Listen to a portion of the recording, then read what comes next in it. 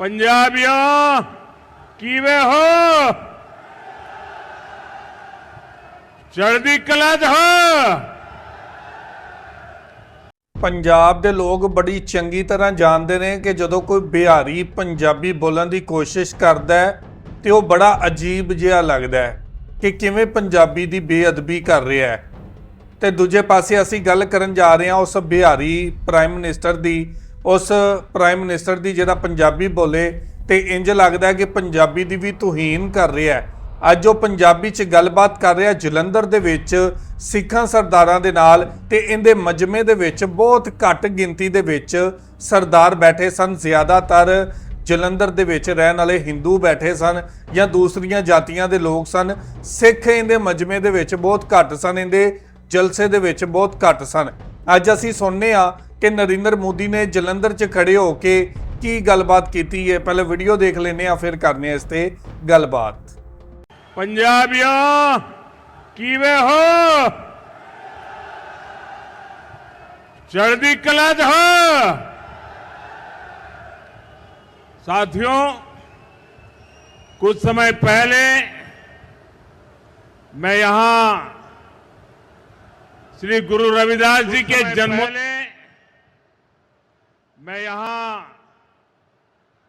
श्री गुरु रविदास जी के जन्मोत्सव का हिस्सा बनने आया था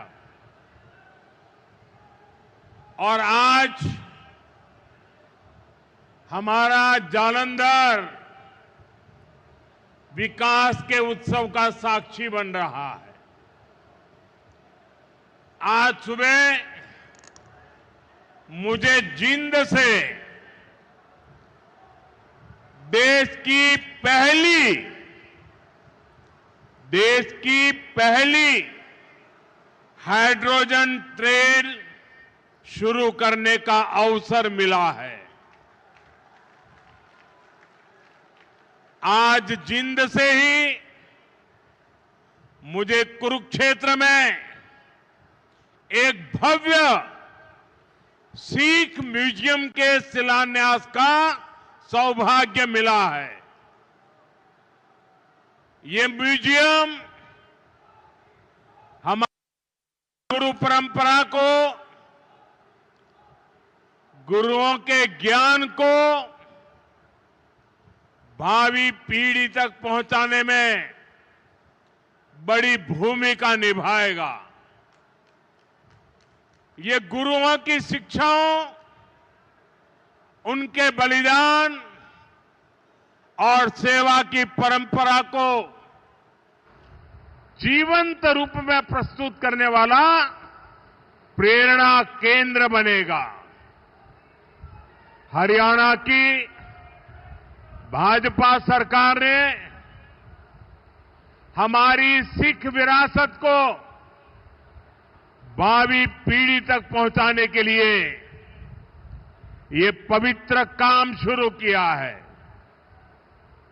साथियों, विकास कार्यों को गति देते हुए अब यहां जालंधर से कई नई रेल सेवाएं शुरू की गई है।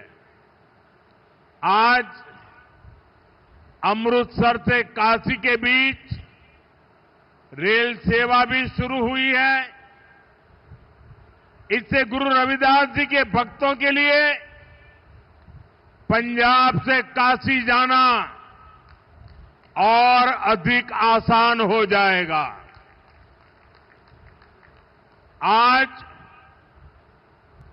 दौलतपुर चौक और करतौली के बीच नई लाइन भी शुरू हुई है। करतौली से अंबाला के बीच नई रेल सेवा को भी हरी झंडी दिखाई गई है। साथियों, आज ही लुधियाना बाईपास का शिलान्यास, दिल्ली अमृतसर कटरा एक्सप्रेसवे के एक और सेक्शन का लोकार्पण हुआ है। मैं ऐसे हर प्रोजेक्ट के लिए देशवासियों को और खास तौर पर पंजाब के मेरे भाई बहनों को बहुत बहुत बधाई देता हूं। आज भारत सरकार कनेक्टिविटी के, इंफ्रास्ट्रक्चर के अनेक ऐसे प्रोजेक्ट पर पंजाब में काम कर रही है। पंजाब में भाजपा सरकार नहीं है, लेकिन हमारा पंजाब विकसित हो, इसके लिए केंद्र की भाजपा एनडीए सरकार कोई कसर बाकी नहीं छोड़ रही है। साथियों, आज मैं विशेष रूप से जालंधर के लोगों की भी सराहना करूंगा, जिन्होंने स्वच्छता से स्वागत पहल के माध्यम से इस कार्यक्रम को और सार्थक बना दिया है। श्री गुरु रविदास जी ने समरसता और सामूहिक प्रयासों का जो संदेश दिया था, उसे आप सभी ने अपने व्यवहार में जीवंत किया है। ये अभियान कर्तव्य भावना का भी उत्तम उदाहरण बन रहा है।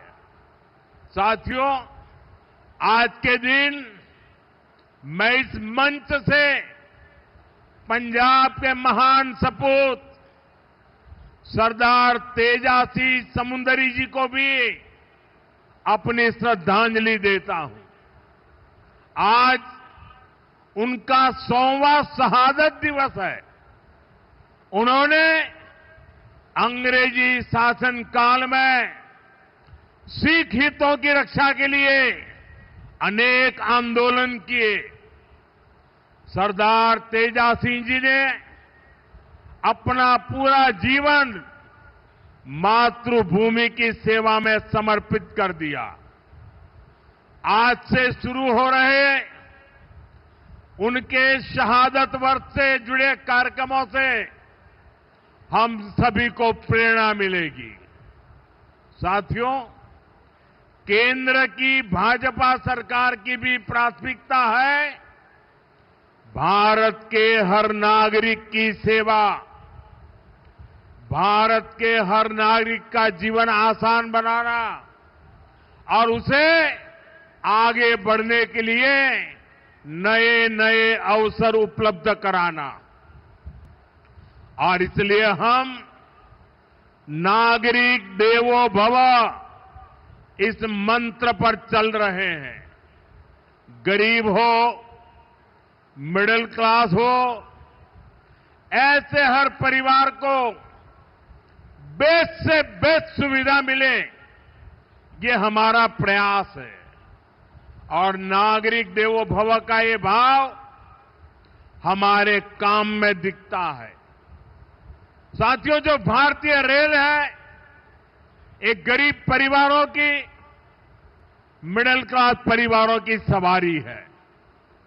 लेकिन 2014 से पहले तक रेलवे की क्या स्थिति थी, ये आप अच्छे से जानते हैं। कांग्रेस सरकार नई ट्रेनों की झूठी घोषणा करके आराम से बैठ जाती थी। हमारे जो रेलवे स्टेशन है, इनको तो कांग्रेस ने अपने हाल पर छोड़ दिया था। यहां तक कि अंग्रेजों के जमाने में जो स्टेशन बने थे, उनकी सूध लेने वाला भी कोई नहीं था। साथियों, भारतीय रेल का नेटवर्क इतना विशाल है कि रोज उसमें जितने यात्री सफर करते हैं, उतनी तो कई देशों की आबादी भी नहीं है। रेलवे के विकास के जो काम आज हो रहे हैं, ये 30-40 वर्ष पहले हो जाने चाहिए थे। लेकिन पहले की सरकारों की प्राथमिकता में ये काम था ही नहीं। गरीब और मिडिल क्लास को भी सुविधा चाहिए, इनको भी साफ सफाई चाहिए, इनके समय की भी एक वैल्यू है। ये पहले की सरकारें चर्चा तक नहीं करती थी। साथियों, ऐसी सोच से विकसित भारत नहीं बन सकता था। इसलिए बीते वर्षों में भाजपा सरकार ने स्थितियों को बदलना शुरू किया। आज पूरे देश में रेलवे स्टेशनों का कायाकल्प किया जा रहा है। अमृत भारत स्टेशन स्कीम के तहत 1300 से ज्यादा रेलवे स्टेशन को आधुनिक बनाया जा रहा है और इनमें से कई स्टेशन पर काम पूरा हो चुका है। आज ऐसे ही 75 स्टेशन का लोकार्पण किया गया है। साथियों, जब आप यहां जालंधर कैंट स्टेशन में जाएंगे तब आपको एहसास होगा कि वाकई हमारा देश विकसित राष्ट्र बनने की ओर बढ़ रहा है। ये केवल स्टेशन नहीं है, ये एक प्रकार से सिटी सेंटर है। जालंधर कैंट स्टेशन आधुनिक भी हुआ है और उसकी कैपेसिटी भी बहुत बढ़ गई है। ऐसे ही आनंदपुर साहिब, मुक्तसर और साहिबजादा अजीत सिंह नगर स्टेशन का भी कायाकल्प हो गया है। साथियों, हमारे नए रेलवे स्टेशन व्यापार कारोबार का भी माध्यम बन रहे हैं।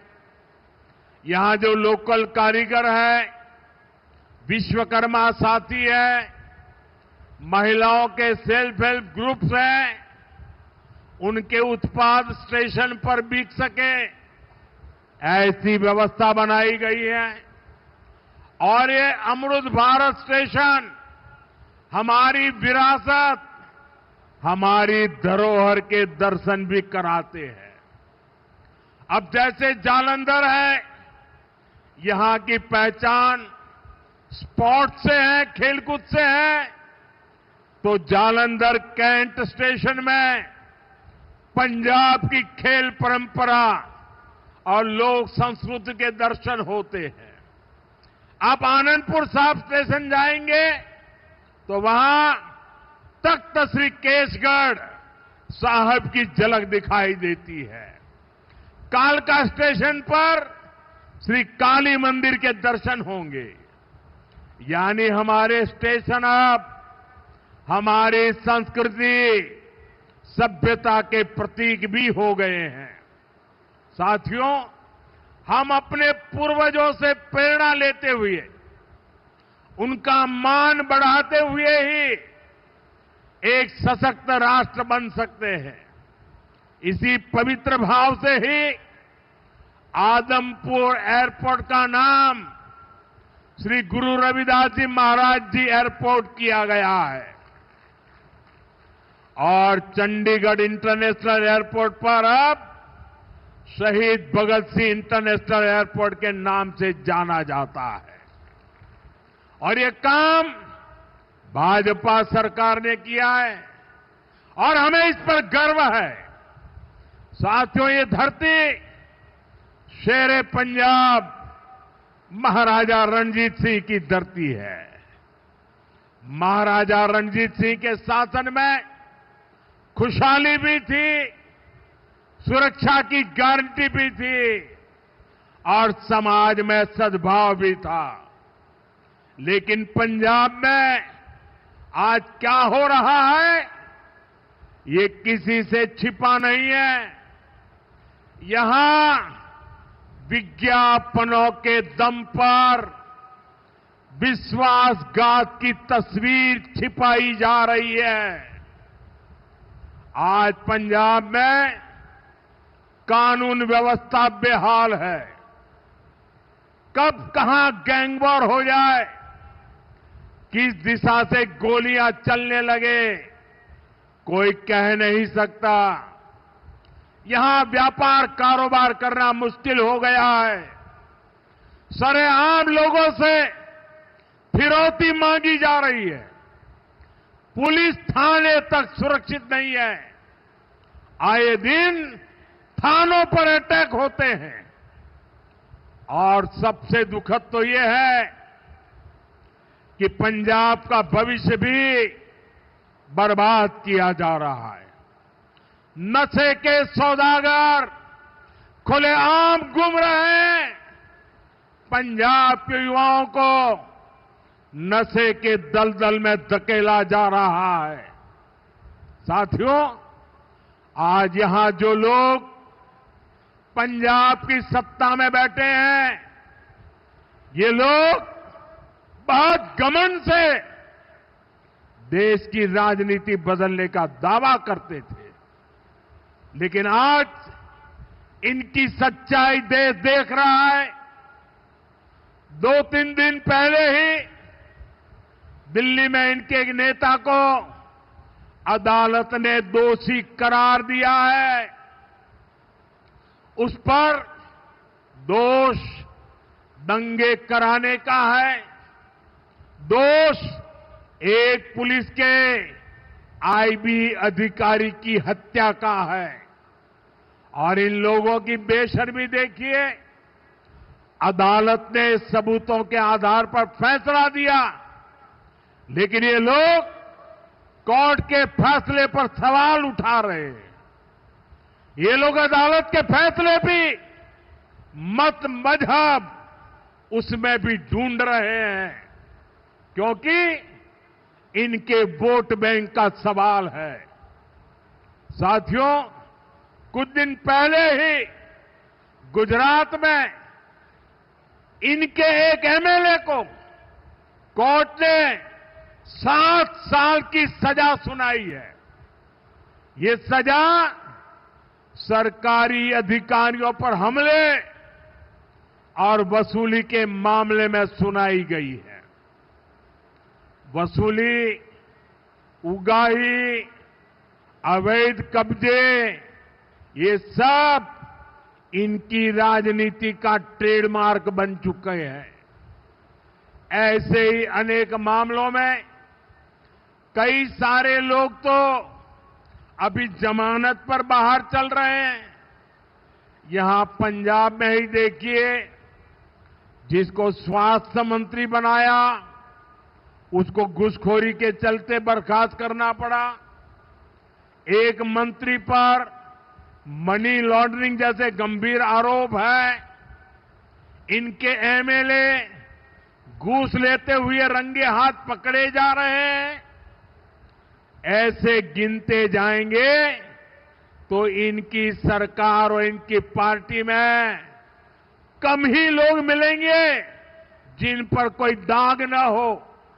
साथियों, जनता की सेवा का काम साफ नियत से होता है, ईमानदारी की भावना से होता है। लेकिन आज जो पार्टी पंजाब में सरकार में है, उसकी ना नियत साफ है और ना ही वो ईमानदार है। उसकी पहचान ही कट्टर बेईमान पार्टी की है। साथियों, केंद्र सरकार अपनी तरफ से हर संभव प्रयास कर रही है कि पंजाब की जनता को केंद्र की हर स्कीम का लाभ मिले। लेकिन कट्टर बेईमान पार्टी की सरकार में यहां लूट का खुला खेल चल रहा है। बीते 12 वर्षों में केंद्र से पंजाब को लाखों करोड़ रुपए भेजे गए। इस पैसे से गांव के रास्ते बनते, नहरें बनती, मंडियां बनती, लेकिन पंजाब सरकार ने उस पैसे को सही जगह खर्च नहीं किया। और बड़ी बात यह है कि ये लूट कर्ज के पैसे पर भी चल रही है। पंजाब के नाम पर कर्ज लिया जा रहा है। पंजाब का बजट कर्ज का ब्याज चुकाने में लग रहा है और यहां राज्य सरकार चला रहे लोग उस पैसे पर मौज कर रहे हैं। साथियों, आज हालत यह है कि पंजाब में विकास का हर काम ठप है। सिर्फ भारत सरकार की योजनाओं पर अपने नाम का स्टिकर लगाकर बेचा जा रहा है। आयुष्मान आरोग्य मंदिर जो पूरे देश में चल रहे हैं, उन पर यहां अपना स्टिकर चिपका दिया। पूरे देश में 5 लाख रुपए तक का मुफ्त इलाज देने वाली आयुष्मान भारत योजना चल रही है।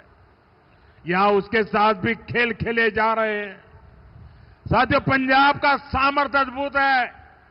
यहां के किसानों में, यहां के नौजवानों में बहुत क्षमताएं हैं। पंजाब तेजी से विकसित हो सकता है। इसके लिए यहां भाजपा की डबल इंजन सरकार जरूरी है। आप सभी के सामने बीजेपी की राज्य सरकारों का उदाहरण है। जब से दिल्ली में डबल इंजन सरकार बनी है, तब से दिल्ली के विकास को नई गति मिली है। आपके पड़ोस में हरियाणा है, वहां बीजेपी की डबल इंजन सरकार किसानों को 24 फसलों पर एमएसपी देती है। पंजाब में किसानों को सिर्फ धोखा दिया जा रहा है। केंद्र और हरियाणा सरकार कर्मचारियों को 60% डीए दे रही है। यहां 60% तो छोड़िए, जो मिल रहा है उसकी भी कोई पक्की गारंटी नहीं है। कर्मचारियों को अपना हक पाने के लिए भी धरना देना पड़ता है और बहनों बेटियों की पीठ पर तो इन्होंने छुरा भोंका है। बड़ी बड़ी बातें करके वोट तो ले लिया, लेकिन पूरे 50 महीने चुप रहे। वायदे की याद तक नहीं आई। अब तक बहनों के खाते में 50,000 रुपया आ जाने चाहिए था, लेकिन बहनों को सिर्फ झूठ मिला। और साथियों, पंजाब में जो कांग्रेस पार्टी है, उसका भी अपना ही रोना धोना चल रहा है। पंजाब में कांग्रेस में कुर्सी का किस्सा ही खत्म नहीं हो रहा। ये इसलिए नहीं लड़ रहे कि पंजाब का हित कैसे होगा। इनकी लड़ाई इसलिए है कि इनकी जो कुर्सी है वो किसके पास रहेगी। साथियों, पंजाब में असली बदलाव भाजपा ही ला सकती है। पंजाब को विकसित बनाने का काम भाजपा ही करेगी।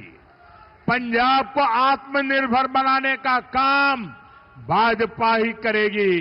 पंजाब में नया निवेश आए, पंजाब में रोजगार के नए अवसर बने, पंजाब में बने प्रोडक्ट दुनिया के कोने कोने में पहुंचे, ये काम राज्य में बीजेपी की सरकार ही करेगी। साथियों, आज जालंधर आया हूं तो पंजाब के युवाओं से और जो खेलकूद की दुनिया में है, स्पोर्ट्स फील्ड में है, उनसे विशेष तौर पर अपनी बात कहूंगा। मुझे पंजाब के युवाओं के सामर्थ्य पर बहुत भरोसा है। हमने देखा है कि खेल के मैदान में पंजाब के युवा कैसे भारत की आन बान शान को ऊंचा रखते हैं। आज स्पोर्ट्स के गुड्स के लिए मशहूर इस शहर से मैं पूरे पंजाब के युवा साथियों से कहना चाहता हूं, ये आपके लिए अवसरों का समय है। खेलो इंडिया अभियान आपके लिए चलाया गया है। खेलो इंडिया स्पोर्ट्स पॉलिसी आपके लिए लाई गई है। आज भारत में नई स्पोर्ट्स इकोनॉमी विकसित की जा रही है।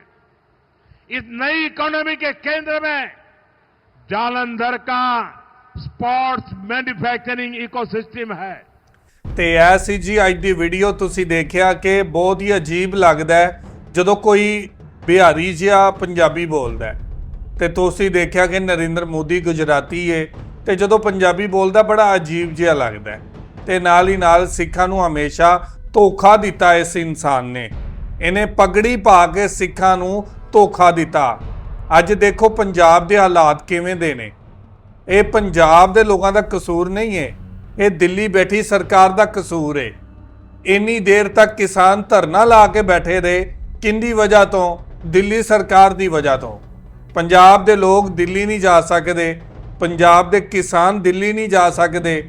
ਪੰਜਾਬ ਦੇ ਵਿੱਚ ਨਸ਼ਾ ਮੁੱਕਣ ਦਾ ਨਾਂ ਨਹੀਂ ਲੈਂਦਾ। ਪੰਜਾਬ ਦੀ ਨੌਜਵਾਨ ਪੀੜ੍ਹੀ ਜਿਹੜਾ ਪੰਜਾਬ ਦੀ ਗੱਲ ਕਰੇਗਾ ਉਹ ਡਿਬਲੂਗੜ੍ਹ ਜੇਲ੍ਹ 'ਚ ਬੰਦ ਹੋਏਗਾ। ਪੰਜਾਬ ਦੇ ਬੰਦੀ ਸਿੰਘਾਂ ਨੂੰ ਫੜ ਕੇ ਡਿਬਲੂਗੜ੍ਹ ਜੇਲ੍ਹ 'ਚ ਬੰਦ ਕੀਤਾ ਜੀ। ਪੰਜਾਬ 'ਚ ਇਹਨਾਂ ਨੂੰ ਪੰਜਾਬੀ ਜੇਲ੍ਹਾਂ 'ਚ ਰੱਖਿਆ ਤੇ ਪੰਜਾਬ ਨੂੰ ਖਤਰਾ ਹੈ। ਤੁਸੀਂ ਦੇਖੋ ਅੱਜ ਨਰਿੰਦਰ ਮੋਦੀ ਪਗੜੀ ਪਾ ਕੇ ਸਿੱਖਾਂ ਦੀ ਤੋਹੀਨ ਕਰ ਰਿਹਾ ਹੈ। ਕੋਈ ਵੀ ਬੰਦਾ ਜਿਹੜਾ ਦੂਸਰੇ ਧਰਮ ਦੇ ਨਾਲ ਤਲਕ ਰੱਖਦਾ ਹੈ, ਉਹਨੂੰ ਇਹ ਹੱਕ ਨਹੀਂ ਹੋਣਾ ਚਾਹੀਦਾ ਕਿ ਉਹ ਸਿੱਖਾਂ ਸਰਦਾਰਾਂ ਦੀ ਦਸਤਾਰ ਦੀ ਬੇਅਦਬੀ ਕਰੇ, ਉਸ ਤਰੀਕੇ ਨਾਲ ਬੰਨੇ ਜਿਵੇਂ ਸਿੱਖ ਸਰਦਾਰ ਬਣਦੇ ਨੇ। ਲੇਕਿਨ ਦੇਖੋ ਢੋਂਗ ਰਚਾਂਦਾ ਹੈ। ਨਰਿੰਦਰ ਮੋਦੀ ਇੱਕ ਬਹਿਰੂਪੀਆ ਹੈ, ਸਿੱਖਾਂ ਦਾ ਰੂਪ ਧਾਰ ਕੇ ਸਿੱਖਾਂ ਨਾਲ ਧੋਖਾ ਕਰਦਾ ਹੈ, ਸਿੱਖਾਂ ਦੇ ਨਾਲ ਵਾਅਦੇ ਕਰਦਾ, ਫਿਰ ਵਾਅਦਿਆਂ ਦੇ ਖਿਲਾਫ ਕਰਦਾ, ਵਾਅਦਾ ਖਿਲਾਫੀ ਕਰਦਾ। ਕਿਵੇਂ ਸਿੱਖਾਂ ਨੂੰ ਧੋਖਾ ਦੇਣ ਦੀ ਕੋਸ਼ਿਸ਼ ਕਰਦਾ ਗੁਰੂਆਂ ਦੇ ਨਾਂ ਤੇ। ਗੁਰੂਆਂ ਦਾ ਨਾਮ ਇਸਤੇਮਾਲ ਕਰਕੇ ਪੰਜਾਬ 'ਚ ਐਂਟਰੀ ਕਰ ਰਿਹਾ ਨਰਿੰਦਰ ਮੋਦੀ, ਘੁਸਬੈਠ ਕਰ ਰਿਹਾ ਨਰਿੰਦਰ ਮੋਦੀ, ਪੰਜਾਬ ਦੇ ਅਮਨ ਤੇ ਸਕੂਨ ਨੂੰ ਤਬਾਹ ਕਰ ਰਿਹਾ ਨਰਿੰਦਰ ਮੋਦੀ। ਤੇ ਐਸੀ ਜੀ ਅੱਜ ਦੀ ਵੀਡੀਓ। ਤੁਸੀਂ ਨਰਿੰਦਰ ਮੋਦੀ ਵਾਸਤੇ ਕੀ ਕਹਿਣਾ ਚਾਹੁੰਦੇ ਹੋ ਜ਼ਰੂਰ ਕਮੈਂਟ ਕਰਕੇ ਦੱਸਿਆ ਜੇ। ਬਹੁਤ ਸ਼ੁਕਰੀਆ।